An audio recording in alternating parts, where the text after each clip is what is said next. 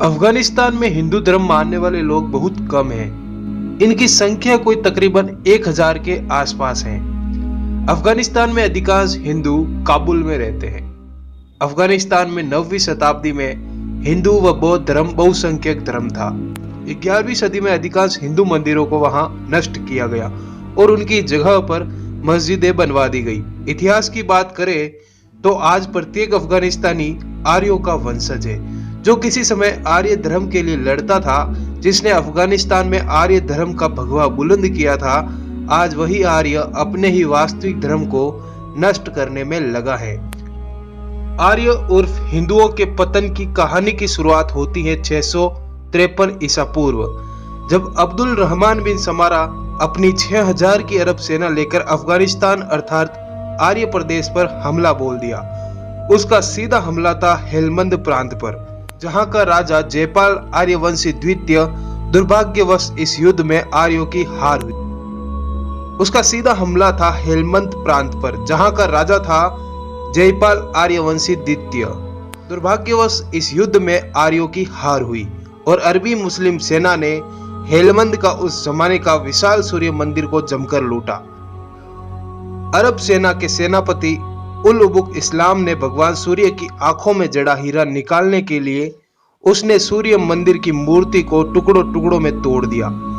इसके बाद अरबी सेना प्रमुख अब्दुल रहमान ने मंदिर के ऊपर चढ़कर वहां इस्लाम का झंडा लगाकर बुलंद आवाज में कहा, काफिरों का कोई खुदा नहीं होता, ना ही इस दुनिया पर उनका कोई वजूद है, इसलिए जो इस्लाम की दावत को स्वीकार करेगा वही जीने का हकदार होगा। अंततः 5 साल में संपूर्ण हेलमंद प्रांत आर्य से इस्लाम में परिवर्तित कर दिया।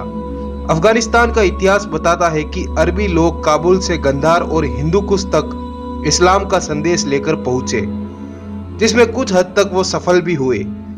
अफगानिस्तान के हिंदू राजाओं ने इन मल्लेच्छों से अपनी जनता को बचाने के लिए काबुल नगर के चारों ओर ऊंची ऊंची दीवारें बनवाई।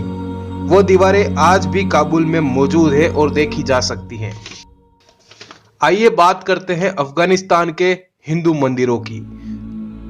वैसे तो अफगानिस्तान में एक भी हिंदू मंदिर अब नहीं है, लेकिन फिर भी पुराने कुछ खंडहर शेष है, जिससे यह पता चलता है कि यहाँ विशाल हिंदू मंदिर हुआ करते थे। शिव मंदिर काबुल। काबुल का शिव मंदिर कोई जमाने में विशाल शिव मंदिर हुआ करता था। काबुल के तप इस्कंदर का यह शिव मंदिर अब यहाँ मौजूद नहीं है। अब यहाँ सिर्फ इसके खंडहर बचे हैं। प्राचीन अफगानिस्तान के आर्य लोग शिव के बहुत बड़े उपासक थे। उन लोगों में शिव भक्ति इतनी थी कि वे महीने में 4-4 बार भारत के वाराणसी में शिव की पूजा करने आया करते थे। आज भी हरिद्वार की वंशावली में यह मिल जाएगा कि अफगानिस्तान से कितने हिंदू श्राद्ध करने, तीर्थ करने हरिद्वार आए थे। एक समय था जब शिव उत्सव मनाते हुए सैकड़ों शिव मंदिर के साथ पूरे अफगानिस्तान में सरकारी अवकाश घोषित होता था और भारत से कई हिंदू अफगानिस्तान के उस शिवोत्सव में शामिल होते थे। जब भारत अंग्रेजों का गुलाम था, उस समय ईस्ट इंडिया कंपनी का एक अधिकारी सर एस्टिन अफगानिस्तान गया। वो दरअसल भारतीय आर्यों के इतिहास पर शोध करने के लिए वहां गया था। उसने काबुल में एक पुरानी मस्जिद की खुदाई करवाई, जिसमें उसे सैकड़ों साल पुराने शिवलिंग, मंदिर, गणेश की मूर्तियां मिली, जिससे यह सिद्ध हुआ कि यह इलाका किसी वक्त बहुत बड़ा शिव की उपासना करने वाला क्षेत्र रहा होगा। हालांकि वर्तमान में यहाँ कोई शिव मंदिर उपस्थित नहीं है, लेकिन कोई समय था जब यहाँ विशाल शिव मंदिर हुआ करता था। सूर्य मंदिर काबुल। काबुल के खेर खान में वैदिक सौर देवता सूर्य की संगमरमर की मूर्तियों वाला मंदिर हुआ करता था। सूर्य देवता प्राचीन अफगानिस्तान के आर्य राजाओं के कुलदेवता के रूप में पूजे जाते थे। संपूर्ण अफगानिस्तान में सूर्य मंदिर थे, जो वहां के राजाओं के कुलदेवता थे, पर आज यहाँ एक भी सूर्य मंदिर मौजूद नहीं है। गदरेज गणेश। इतिहास बताता है कि अफगानिस्तान के हिंदू राजाओं ने भारत से एक गणेश की मूर्ति गदरेज अफगानिस्तान लेकर गए। उस मूर्ति की कला इतनी प्रसिद्ध हुई कि संपूर्ण काबुल में उसको प्रसिद्धि मिली। काबुल के गदरेज में आज भी गदरेज गणेश मंदिर के अवशेष मिलते रहते हैं। इतिहास के अनुसार उस समय गदरेज गणेश मंदिर तक अरबी सेना पहुंच गई थी। जहां पर अरबी मुस्लिमों ने बहुत से हिंदुओं का धर्म परिवर्तन करवाया था।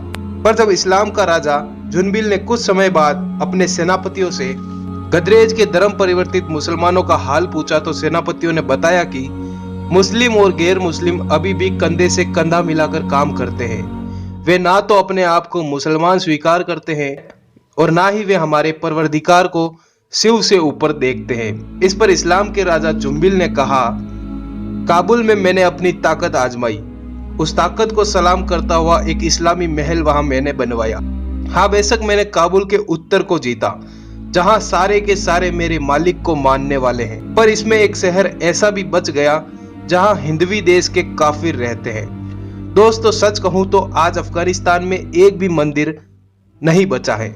वहां मात्र 3 गुरुद्वारे बचे हैं, वो भी समय के साथ समाप्त हो जाएंगे। एक किंवदंती के अनुसार गजनी में 15वीं सदी तक सम्राट पृथ्वीराज चौहान को पूजा जाता था। चलो, एक मंदिरों का शहर और भी है, उसके बारे में बात करते हैं, पर वो अफगानिस्तान में नहीं पाकिस्तान में है, जिसका नाम है काफिर कोट। काफिर कोट 1946 से पहले हिंदुओं का एक महत्वपूर्ण तीर्थ स्थल था, जिसे हरि का घर आम बोलचाल में कहा जाता था। पाकिस्तान के काफिर कोट में 35 मंदिर आजादी के पहले थे। काफिर कोट पाकिस्तान के खैबर पख्तूनवा में है, जहां अब हिंदू नाम की कोई प्रजाति नहीं बची है। हिंदू नहीं तो मंदिर खंडहर होने ही है। अब वहां कोई हिंदू ही नहीं बचा तो मंदिरों की रक्षा कौन करे, तो मंदिर खंडहर हो चुके हैं। जी हाँ, उन 35 मंदिरों में से अब केवल 5 मंदिर ही शेष बचे हैं। इन मंदिरों को देखकर आप अंदाजा लगाइए कि भारत कितना अमीर, उन्नत और शिक्षित रहा होगा। अब यह मंदिर केवल खंडहर के अलावा कुछ नहीं है। इन मंदिरों पर थोड़ा जीर्णोद्धार करे तो यह सही हो सकते हैं, पर उस देश से जीर्णोद्धार की उम्मीद ही क्या करे जिसने हरि के घर को काफिर कोट नाम दे दिया है।